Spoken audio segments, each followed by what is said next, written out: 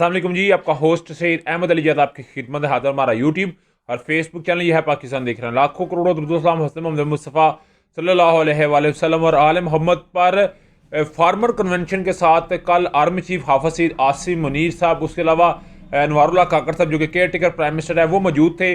और कल किसान मौजूद थे। किसानों की मौजूदगी में पाकिस्तान के जो आर्मी चीफ हैं, पाक फौज के सिपा सलार है आर्मी चीफ हाफिज सईद आसिम मुनीर साहब ने डेफिनेटली किसानों के साथ जो बातें की हैं, क्योंकि मेरा भी एक ज़री घराने से तल्लक है, ज़रात से बड़ा डायरेक्ट, गला बाने से बड़ा डायरेक्ट जो है वो इसका वास्ता है और रिलेशन है। मगर कल आर्मी चीफ ने जो बातें की, मेरा ख्याल है इससे एक इस्तेहकाम आएगा, क्योंकि याद रखिएगा 64% तक जो है वो पाकिस्तान की GDP में ज़रात अपना एक अहम किरदार अदा करता है। अभी गंदम की कटाई आने जा रही है, तो गंदम पाकिस्तान की ज़रूरत है तो वो किसान प्रोवाइड करते हैं, चावल प्रोवाइड करते हैं, मकई प्रोवाइड करते हैं, शुगर कैन के लिए वो अपनी बड़ी करते हैं, तंबाकू के लिए, यानी कि वो हर चीज़ जो डेफिनेटली पाकिस्तान की GDP में अपना कोई इजाफा कर सकती है, तो वो डेफिनेटली ज़रात जो है वो किसान जो है प्रोवाइड करते हैं। मगर आर्मी चीफ हाफिज सईद आसिम मुनीर साहब ने कल किसानों के साथ तो बात की, मगर कुछ बातें जो उन्होंने की वो डेफिनेटली करनी बनती हैं। सोशल मीडिया पर हिजान, मायूसी और अफरा तफरी का माहौल पैदा करके झूठी खबरों के जरिए ये तासर दिया जा रहा है कि जैसे रियासत अपना वजूद खोती जा रही है। डेफिनेटली वो ये बयान करना चाह रहे हैं कि इस वक्त कश्मकश्मी का आलम है और पाकिस्तान, मेरा हाल है वो समझ रहे हैं कि जी सर्वाइव नहीं कर रहा। मगर वो कह रहे हैं पाकिस्तान सर्वाइव करेगा।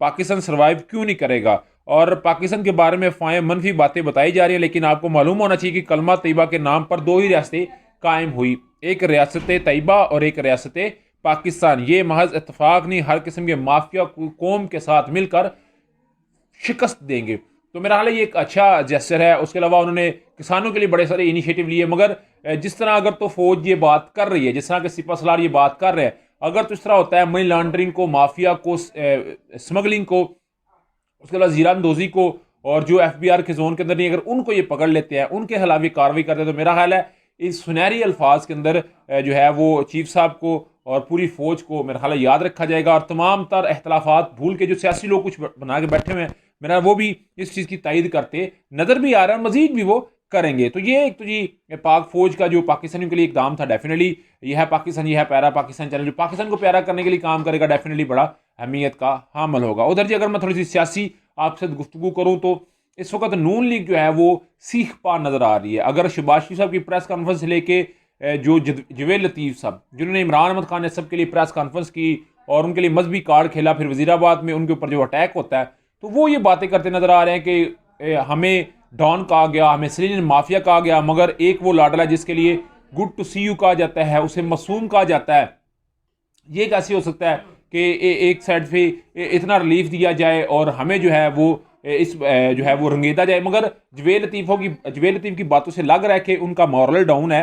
और इत्तेज़ाद हसन की बात ने इसको मजीद जो है फोके दिया। उन्होंने कहा जी आइंदा चंद दिनों तक ये नून लीग लंदन चले जाएंगे, लंदन में बैठ के ही अपना जो है वो ये रिजल्ट सुनेंगे और इनके लिए जो है वो ब्रेकिंग न्यूज़ होगी। मगर मैं आपको ये खबर दे रहा हूँ, इस वक्त पीपल्स पार्टी ने 30 के करीब जो है वो सीट एडजस्टमेंट की बात की है तहरीक इंसाफ के साथ।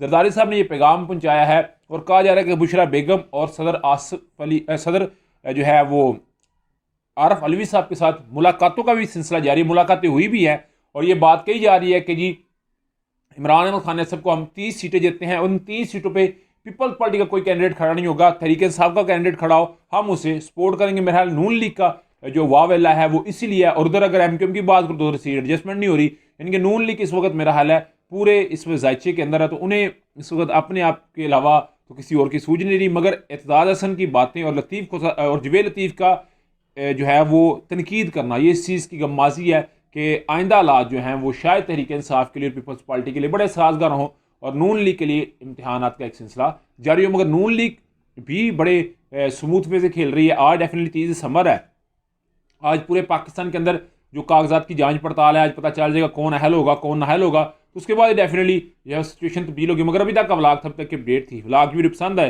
तो फिर चैनल को लाइक सब्सक्राइब अपने दोस्तों शेयर कर लीजिएगा। नेक्स्ट वीडियो तक के लिए होस्ट को जल्दी अल्लाह को हमें अस्सलाम वालेकुम।